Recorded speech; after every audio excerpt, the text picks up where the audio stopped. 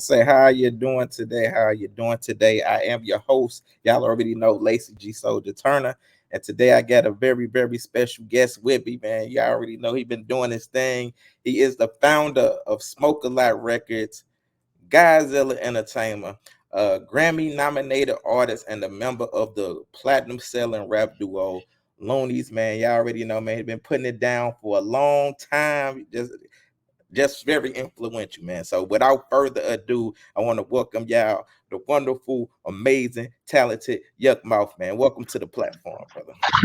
Yada, thanks for having me. Excuse me, sir. Yeah, thanks for having me, man. Appreciate you, boss. No problem, no problem. So, like I said, you one of the pioneers of the culture. So about to ask you a couple questions. So my first question to you was, where were you born and raised, and how was your upbringing as a child? Born and raised in Oakland, uh, uh, Highland Hospital. Um, yeah, just born and raised in Oakland, East Oakland.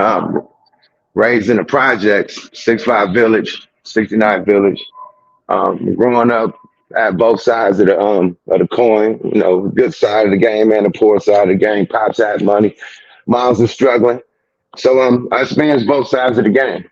You know what I mean? Period. So but the most side of the game is the struggle, you know. So this struggling in the neighborhood, you gotta figure your way out, survival of the fittest, you know what I mean? So you you exercise your options of how to survive in the neighborhood. And you know, most of the times that goes to you being, you know, a street entrepreneur, a street pharmacist, a street pharmaceuticals, yeah, street pharmaceuticals, you know what I mean? So became one of those for a minute, and that's what really changed my life because you know, being a street pharmacist, you know, that's how I got my record deal. I turned to a street deal into a record deal, you know, and also, you know, going to prison from being a street. I mean, not going to prison, but going to juvenile camp. You know, when I did the whole year in camp, that's how I even came up with the concept of the Looney Tunes group, my name, you know, old boy name, the songs that'll get assigned, the whole shit. I'm doing the interview. The songs that'll get assigned, all that shit was written in jail, but I came from being a street pharmacist, you know what I mean? So if I wouldn't have did that, I wouldn't have went to jail, I wouldn't have locked down and been able to think and, you know what I mean, focus and plan, you know what I mean, some shit. I would have still been running the streets doing other shit. So gave me time to think, gave me time to come out with a plot and a plan, got out and stood on it. And shit, me and turned to a record deal, a dope deal into a record deal. That's how we got in the game. So I saw somewhere where you was like your cousins, you know, they put you on to the hustle and everything. You was like family was everything. So can you I guess explain how that is compared to it is now? Back in the day, you couldn't just hustle, you know what I mean? You had to get bought in through the big dogs and they ran the neighborhood, you know, so everybody got the same work and shit like that. And it's organized, everybody taking turns getting money. And, you know, everybody making money together, you know what I mean? So it was more like that, unified. You had to be bought in, you know, certain families and certain crews that had it. You just couldn't go get it anywhere. You know, it wasn't available like that. So you had to come in through your family. Like literally, like most of the families, like you hear about these legendary people like Felix Mitchell and Little D, they was family. Little D is Felix Mitchell's nephew. You know, so it was family businesses at the beginning, like the Italians and shit, like the mafia. It was families at first, and then it started turning to the streets, and then it started turning to, you know, other shit. But it started with the family. So my family put me on. My uncle put my cousin on, and my sister on, and my cousin put me and my cousin on. My cousin Bill, rest in peace, and a few of my other peoples and shit. But yeah, we all got put on through people that already had an operation going, that already had it coming in. You know, it wasn't available like that. Even weed, you had to really know the grower and shit back then to really get pounds. Other than that, you were just buying sacks on the block and shit. So it was very, you know what I mean, hard to get. You had to be a boss to have it. So yeah, we definitely came through the family, you know? Yeah, I got you. So how did you get into like rapping period though? You know, and I saw you had the group was like the Looney Tunes first, but so how did you get into rapping? Just fucking with rap since junior high school. That's how I met the boy Numb. You know what I mean? I met him in junior high school. His name was the Skinny One. So he was rapping in the eighth grade. I really wasn't fucking with it. I was a cartoonist and I was hustling the street pharmacist. So, I always stayed fly, the flyest dressed nigga in the school. And had the money, had the females and shit. And Numb was popular from rapping. So we just joined forces, you know what I mean? He had his crew, Brothers with Potential, a whole rap group. They put me in it. I was like the dude that draw their logos and shit, and went from that to rapping, And shit, when high school came, 10th grade, niggas went to different high schools, and me and Numb just stuck together and, became best friends and shit on some street hustle shit and stopped rapping. So when I went back, when I went to prison, when I went to juvenile camp, I started focusing back on the rap shit, got out and told Numb, let's get back to this rap shit. I got the group called the Looney Tunes. Your name gonna be Numbskull. My name gonna be YukMouth. This is the logo. Drew the condom logo. Here's the songs. Ice Cream Man. This one, I need you to write your verses. So came out with the whole blueprint and he said, let's do it. He got down with it. So that's how that shit started. What made you name yourself YukMouth and Numbskull? Like what made you come up with those names? Like period. Just crazy, you know what I mean? Like, numb is numb, you know what I mean? He numb to the world. So I named him Numbskull. Me, YukMouth, I talk a lot of shit. My mouth get me in trouble a lot. You know what I mean? So I stand on business. I don't hold my tongue. I can't sugarcoat shit. So I got a, nasty mouth. So YukMouth, you know what I mean? Not like nigga got cavities and, all that type of gingivitis and shit. Nah, just a nasty mouth. Like a nigga that cuss and talk shit all the time. That's a YukMouth. So that's me. I got you. Now, can you elaborate? You say you turn a drug dealer to a record deal. Can you elaborate on that? Well, me and it was a drought. So when it's a drought, you can't buy work. So it was a drought. We couldn't buy no work. So my sister hooked us up with a CNH because she was dating a nigga back in the day. And we didn't know who the nigga was until we got there. So we get there.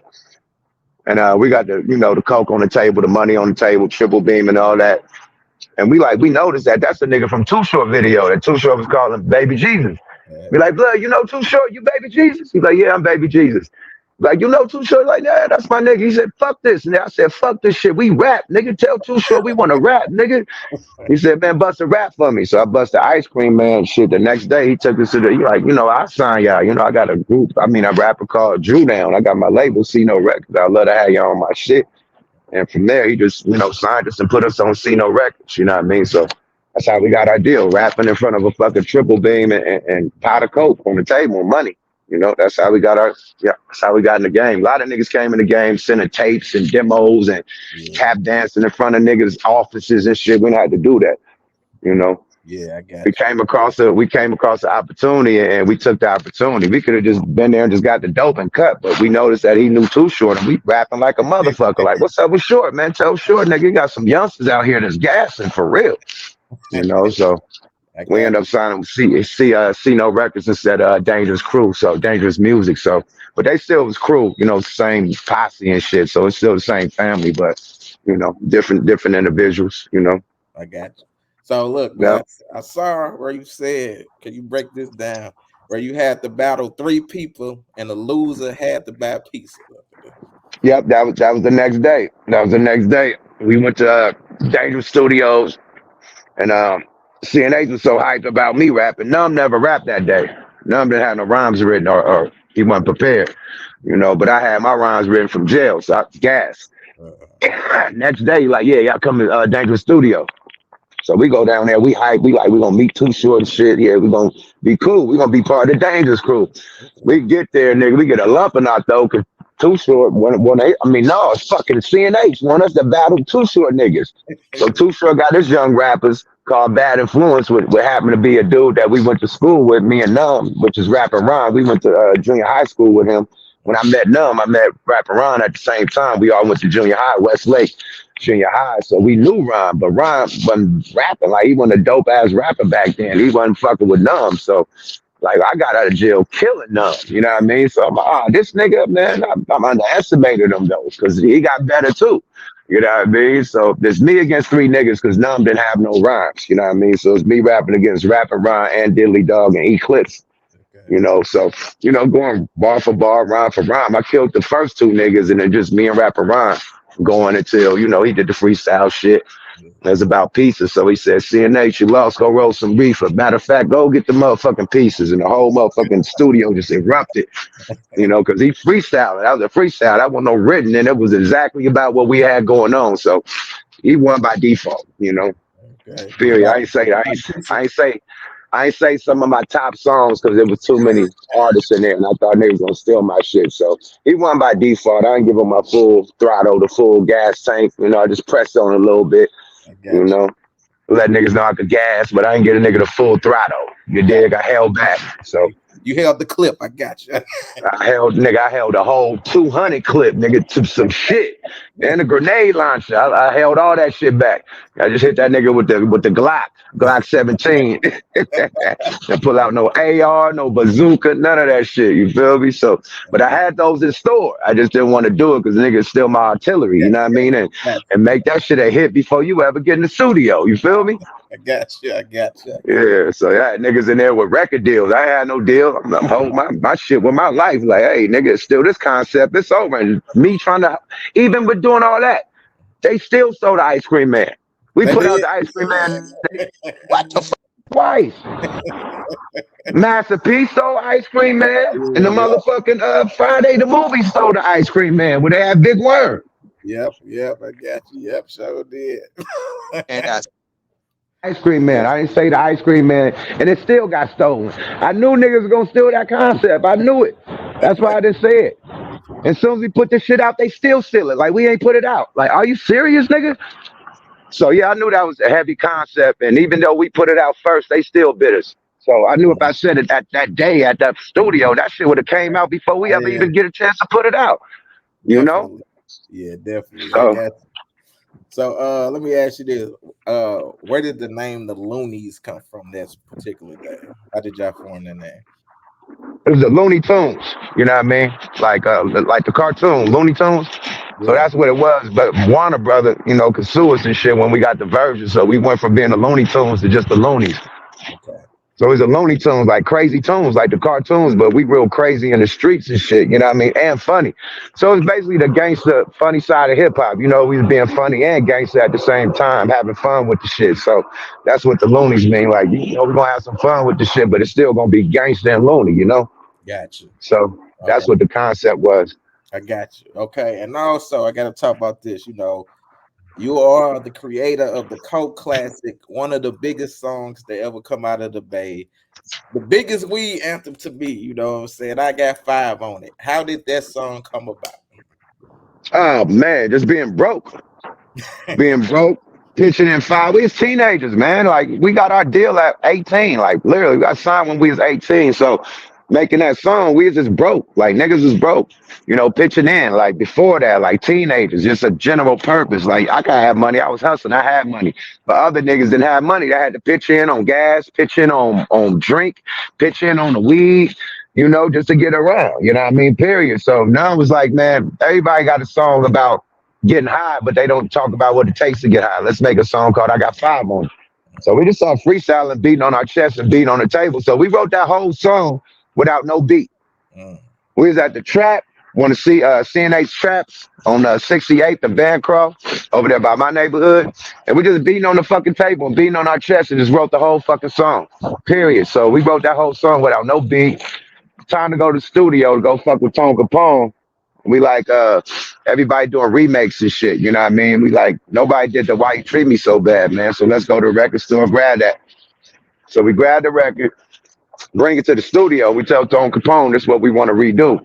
So Tone redo the beat better than fucking Club Nouveau, literally. We jump on that bitch, drop the lyrics. I did the hook. The five on the hook that you hear, that singing, I wrote that hook. But I was just chanting it. I wasn't singing it. So boom, we do the hook, do the song. We got five. We got this. Leave the studio. Tone Capone gets Mike Marshall to sing my hook. I got five on the hook. And what you hear today is Mike Marshall singing the hook that I wrote. But it's him singing instead of me chanting it. And it sounds better. It sounds way better with him singing. And not only with that, Shit, he's part of Timex Social Club, which is Club Nouveau, they crew. He was brought up with them. So to have an original member of the crew to be on one of the songs that we remade is fucking amazing. So Tone Capone hooked that up and shit, we got a classic 5 on it. We made that bitch in 93 and then put it out to 1995. So we sat on that bitch for like 2 years, literally. We put it in the vote. So Oh man, that's dope. So everybody, hey man, hey look, man, that's one of the greatest songs. Still to this day, still get played. Period. So, I also saw that y'all was on the top of the Billboard charts, even over Michael Jackson with Operation Stackola. So how was that feeling? shit, it was unbelievable, man. It was like some some catching lightning in a fucking bottle. Like when they say you catch lightning in a bottle, that was catching lightning in a fucking bottle, literally. Like we was amazed. We didn't know that. We knew that we had a hit for our city, for the Bay Area. We didn't know that we had a hit for the world. And once that shit did them numbers on Billboard and we outdid Mike for 3 weeks in a row, and it wasn't really a Mike album, it was a Mike greatest hits album, but still to outdo his greatest hits. Right. And we up there for 3 weeks in a row, but we outdid everybody. We outdid Biggie, Naughty by Nature. It was hella niggas that was on the charts. Mac 10, hella people came out. The Dog Pound. We outdid all of them, but Mike was number 2. Yeah. We was number 1. So we outdid Mike for 3 weeks in a row. Period. Damn near month at number 1. So our first round out. So it was amazing. Like it was a blessing from God, and it's rare because usually when you come out, you ain't doing number 1 for 3 weeks on your first go round. We some artists that ain't never been heard of. So besides in the Bay Area, so for us to do that on our first go round, you knew you had a classic. Yeah. That's what happens when you got a classic. And 5 on it is a fucking classic to where it's getting played to this day like it's brand new. 30 damn near 30 years later. So when you got a classic, that's what type of response comes with it. Facts. Yep, definitely, bro. So let me talk about switch gears right quick. I saw in 1993 you say you got shot by your own people. Can you like explain that, break that down? I basically just getting disciplined, you know what I mean? And street shit, I did some false shit, some fucked up shit to where I had to get disciplined. And the discipline went a little too far. I was only supposed to be getting jumped, you know what I mean? DP'd or whatever. And, the DP didn't really work how they wanted it to work. I came out like kind of victorious. So it resulted to somebody pulling a gun and shooting at me. I ain't gonna just sit there and get shot. So I Yeah. started running. He's like, You know hey, what I mean? Yeah, fuck that. I got the doing motherfucking Ronnie Lott run, nigga, right. all types of sprints and cuts and shit. I'm doing all types of plays and shit to move to get away from the bullets and shit. So yeah, we go around. So yeah, so basically I get shot running away. You know what I mean? Get shot in my butt cheek, which is good because I jumped in the air. You know what I mean? I'm jumping because the bullets are ricocheting from the ground. So I jumped in the air and I got caught mid-air in the butt cheek. So if I wouldn't have jumped, that shit would have went in the middle of my back.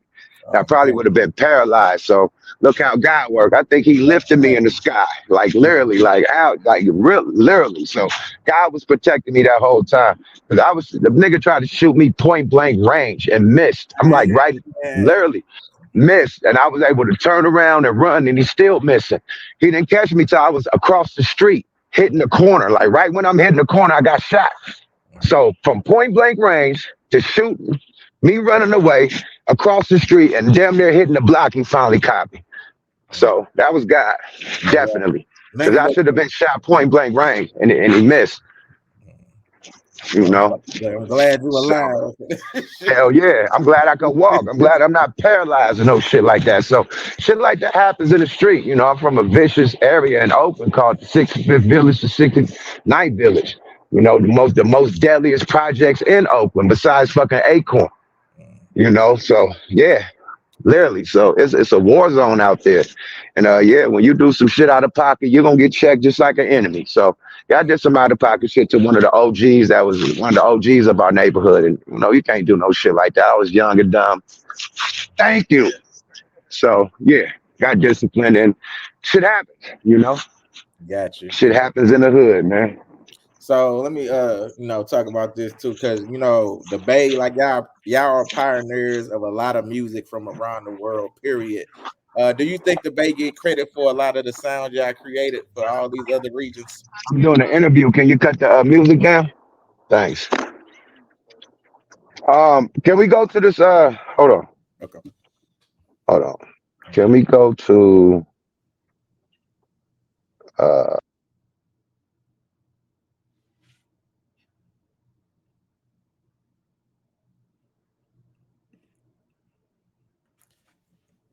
Y'all already know YukMouth out here dropping a lot of knowledge on y'all up in this.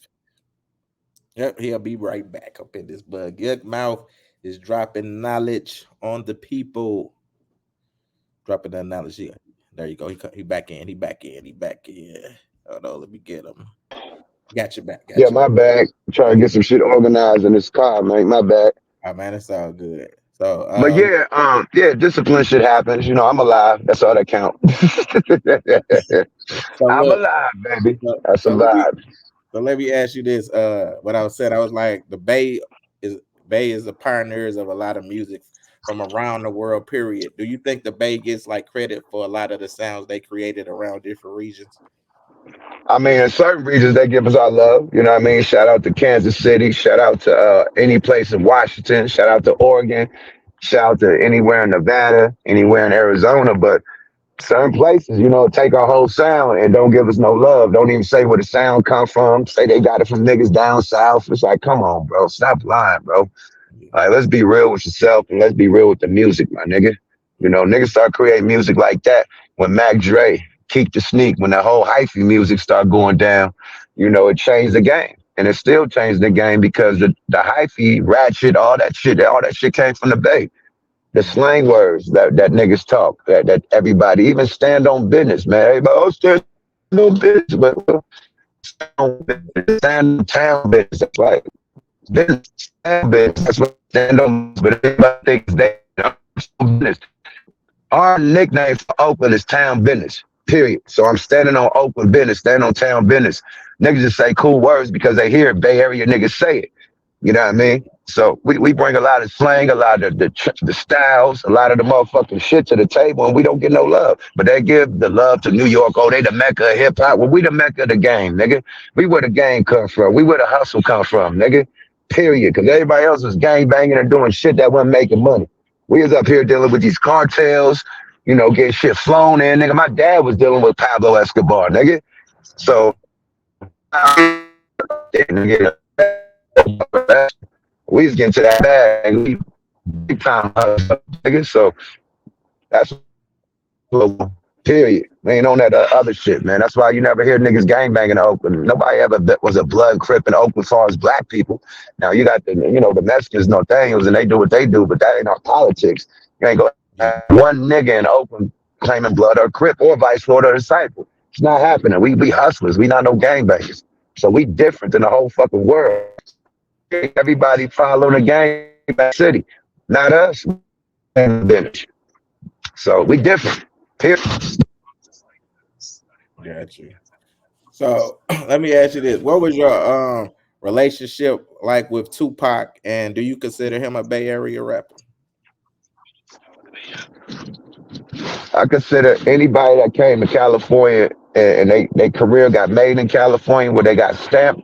I think I consider them a California person. You know what I mean? California, um, breeded and breaded. Like MC, what's her name? Fucking Rage, Lady of Rage. Even though she's from Virginia, California made her. Death Row made her. So yeah, same with Corrupt. Even though he from Philly, he a Cali nigga to me because Death Row made you. You know what I mean? Same with Pop. You know, you from Baltimore, but we heard about you from Digital Underground, you know what I mean, which is a Bay Area group. So you made your career in the Bay Area, then went to LA and everywhere else. So yeah, you Bay Area to me. Period. Sorry about that. I got you. Let me talk about this Yuck Mouth. When you and Game was going at it, you had the quickest this song response ever with Game Over Part One. Like how did you do that so quick? 45 minutes because I got a house studio. Like I'm in the house and I'm sleep. And my engineer just mixing down my songs and shit. We working on the mixtape and shit, mixing down my songs and shit. And then it comes across the tabloids that he got a mill on it or whatever. He played the song, he had the little five on the shit going on. I said, bro, he's saying a lot of fake shit. It ain't nothing that's real in that song. He's saying that I'm broke and all this, and CNH took my money. Like, nigga, what? Boy, you see what I'm sitting in? You see what I'm riding in, nigga? Like, boy, I'm in the same shit you driving in. Probably more. Nigga, I'm in Range Rovers and Benzes when you saying this shit. I'm in a 3-story house when you saying this shit. You say I'm broke, nigga? Oh, come on, man. You got the game fucked all the way up. So I knew, I heard, I don't know if this is true, but I heard a lot of rumors about him, just living in LA. A lot of rumors, you know what I mean? The change of heart, that was real. That wasn't a rumor. But far as the Yeah. strip club stuff and all that, that was a rumor in LA when he first got signed. They were saying that, like, oh, that's what's McCall. Woo woo. I'm like, who? They're like, yeah, he used to strip. So, I'm getting data from everybody, but he's not my enemy. I'm just hearing the rumors, just living in LA. So I'm proud of this man. Actually, I seen him like a week prior before he even put the song out. Like, we seen each other at a Jada Kiss album release party. And I told him, I'm like, we ain't fucking with you, dude, but we rock with you, nigga. You dope as fuck, nigga. Congratulations, nigga. Put the West on, nigga. We got your back. We ride with you. He said the same with nigga, you a legend. Yeah, I respect your shit, man. I'm out that shit. I don't even fuck with it like that, nigga. Woo, woo, woo. That's y'all business. He told me that. And then a week later, jumped head first into the fucking beef. Like, we didn't just talk about it. And they said that he's neutral, right? And we said that we not gonna fuck with him because we ain't got no. I told him that. So I think 50 sicked him on me because I'm from the West Coast and he's from the West Coast. You feel me? So I think that's what happened. And yeah, we heard that shit and I hopped right up, wrote that shit like in 20 minutes, hopped in the booth, laid that shit and upload that shit to the computer. It was done. Oh shit, my I wrote it like in 15, laid it in 15, and then my dude put a little mix on it. Yeah, we had all that shit done within 45 minutes and put up on the computer. Period. Fast. NASCAR quick. We weren't waiting days, months, nigga, hours, no, minutes, 45 minutes. Quickest response in hip hop ever. And then Facts. when we did the game over two, when we went to the fucking DC and they had the game look alike in the video with the pink G unit shit on, oh, we murdered them with that one. Me and Gonzo, rest in peace to Guns, Regime Mob, Regime General, King Ritzy, but man, You we say that video annihilated cost, that you nigga. say that video cost only $150? That shit cost $150, my nigga. And that was one of the first videos straight to YouTube besides Souldier Boy. You Mm, gotta do your due diligence. That was '05, man. Souldier Boy came out in '05 too. Straight to YouTube. mm, Everybody else was putting that shit on MTV, BET. Nobody was going straight to YouTube. We was the only ones that went straight to YouTube besides Souldier Boy. And I think we did it before Souldier Boy, to be honest. mm. Okay. Yeah, Let me yeah. let me ask you this though. How was it performing at the Grammys? Oh man, shit, man, amazing, man. It just put the icing on the cake because we was Grammy nominated from Quincy Jones. And getting on Quincy Jones' Juke Joint album, a song we did on his album, got us Grammy nominated. And then to finally perform at the Grammys, man, hey man, that completed the cipher. You know what I mean? Mm, Complete the fucking cipher. Went from being nominated to performing at that bitch. So salute to the Grammys. I think they did a wonderful spectacular, one of the best, 50 years of hip hop celebrations and showcases, of the year because there was a lot of showcases for the 50-year anniversary of hip hop. And I think the Grammys did it the best, because it was all music. It wasn't no reward show or it wasn't no just a piece of hip hop. It was an hour and 30 minutes of all hip hop. The other people only gave us like 10, 15 minutes. Then it's back to, the pop music and, yeah, the Swifties and the Beyoncés and all that shit. Nah, yeah. this was all hip hop. So I appreciate them for just doing an all hip hop, show celebrated from the old to the new and the up and coming. So, and people overseas, like the music overseas, the hip hop influence overseas is crazy. So, yeah, between those two, yeah, it was great. Super bomb, super the shit. Okay, let me ask you this. On your path, you've done so much. What would you say has been your greatest challenge on your journey? Maintaining friendships and maintaining uh, uh, family relationships and you know what I mean, shit like that. Because people say you change when you get money, but it's really they change when you get money. They act like you owe them something. They act like they, um, That's facts. Like just because they know you, you know what I mean? Like you got to give them something. It's like, bro, I know you when you had all the bricks and the birds in the neighborhood. I ain't never got fronted from you. You ain't never gave me a motherfucking ounce to sell for free, nothing. I had to buy everything to, buy for the low, sell for the high. So why when I come up now it's give out free money. I do this for this one. I do that one for some nigga had the nerve to ask me like, hey man, I just lost some woo woo woo. And yeah, man, I need like 10,000, man. Shoot me 10. What? Bro, who you think you talking to, man?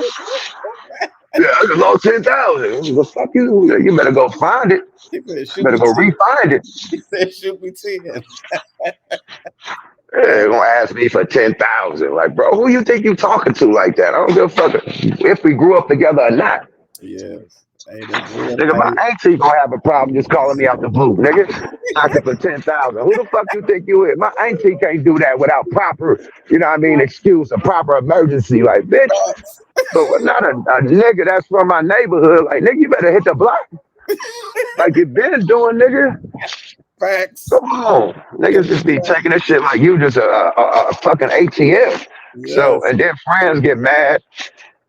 People get mad, like rappers get mad when the opportunities ain't there no more. So it'd be a lot of stupid shit. So just maintain relationships and stuff like that. Studs. Yeah, hey, man, I feel you. Yeah.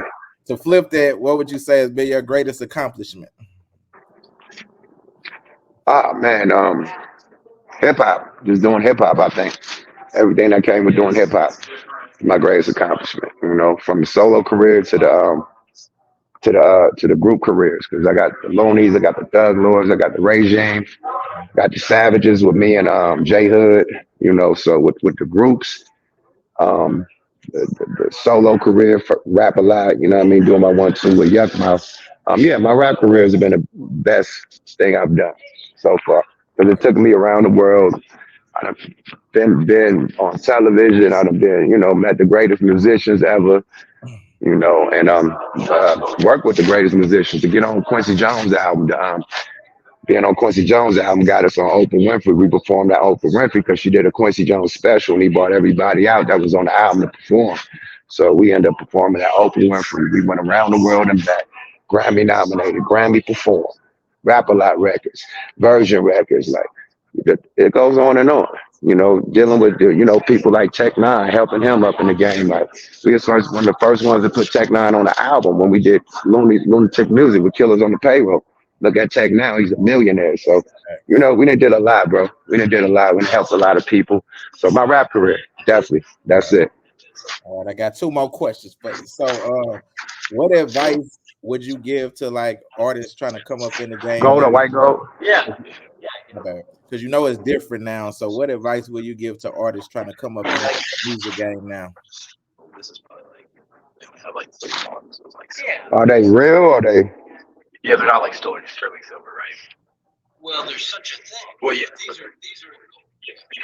Okay.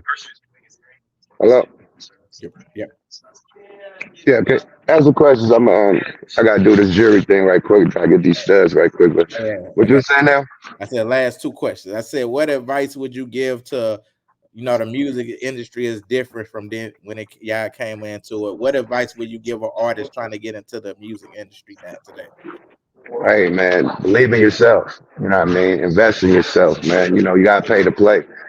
Stop looking for handouts, man. Because if you don't believe in yourself, nobody else will. So invest in yourself, man.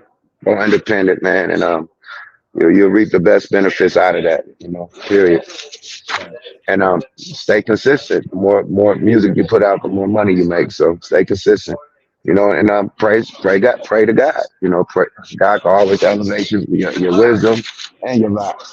Okay, good. Yep. Do So you have God can always, motivate you, help. Because I pray, and He answered my prayers. I rap like a motherfucker. I wasn't rapping like this before I prayed. So definitely keep God first. He right, can't answer your prayers for real. right. That's about it. Yeah. Do you have anything coming up that you want to promote? We on tour right now, man. We on the motherfucking Loonies March Madness tour. You know what I mean? So this tour be coming to Chicago, Detroit, and Wisconsin this weekend. I got the podcast, you know what I mean? Definitely got a few podcasts. Got the whole YukMouth TV channel going with Smoke a Lot Radio. I got the Wonder Twins with me, Goose the Great. You know what I mean? I got YukMouth, What the Fuck Weekly. So yeah, my YouTube channel is lit. You know what I mean? Still rapping. Me and Sibo working on a new Thug Lords album. I'm working on my new solo album, City of Dope. Regime, we're about to bring that back together. Work on a new Regime album. Me and J Hood working on our new shit, Savages Part Two. So yeah, we still working, my nigga. While niggas is out there twerking and jerking, we working, my nigga. Period. Y'all gonna Straight come to up. St. Louis? Y'all coming to And we still touring. And we still touring. They just this tour did so good. They just booked us for another tour. Yeah. So we going back on tour in June. You know what I mean? So yeah, we running it up, man. Life is good. Y'all It gonna, is. y'all gonna come to St. Louis? We just left St. Louis, nigga. Where was you at? Maxie, I ain't even know nothing about it. Yeah, we just left St. Louis, buddy. Killed that motherfucker. Turned that down to 10 nothings. Man, we murdered St. Louis, man. That's where I think we met your peoples. Your peoples is supposed to come do the interview, but it got too late. Oh yeah, them your Remember? people. Yeah. Your peoples, whatever. And that's how we doing this shit right now. Yeah, them your people. Okay. So, Mr. YukMouth, my last question that I love to ask all my guests. When it is all said and done and you are long gone from this earth, what is it that you want the people to know about YukMouth? Oh man, shit, man. Balance, a dude that helped everybody. Dope ass artist, dope ass lyricist, dope ass family man. Um, yeah, dude that looked out for everybody, that wanted everybody to win, and didn't feel satisfied until everybody around him was winning. Period. You know, brought a lot of shit to the table. Very fair. You know, not no thievery ass, cheating ass nigga. You know, not no shiesty. I believe in, you know, you steal, that shit gonna be stolen from you. So it really wasn't yours. I believe in hard earning your money because you earn it, you get to keep it. So I'm just a fair dude, you know, God fearing man. And yeah, God loving and God fearing man. You know, that's about it, brother. I like that. I like that. Let the people know where they can find you at. Hey man, catch me on the tube, YukMouth TV. Subscribe to your guy. Catch me on the gram. You know what I mean? At Regime General, the Loonies page, at the official Loonies. Catch me on Twitter at the real YukMouth, man. And the website, if you want the merch and motherfucking new music and all that, hit smokeloutrecords.com, baby. We good money, you dig? All right, Mr. YukMouth, man, I appreciate you. Like I grew up on hip hop. You know, I'm a hip hop artist myself, so just being able to interview you, you know, you're one of the pioneers, and I appreciate you giving me your time. And I'll let you know when I drop this article too. Okay, appreciate you, champ. One mile. Have a good day. Yeah.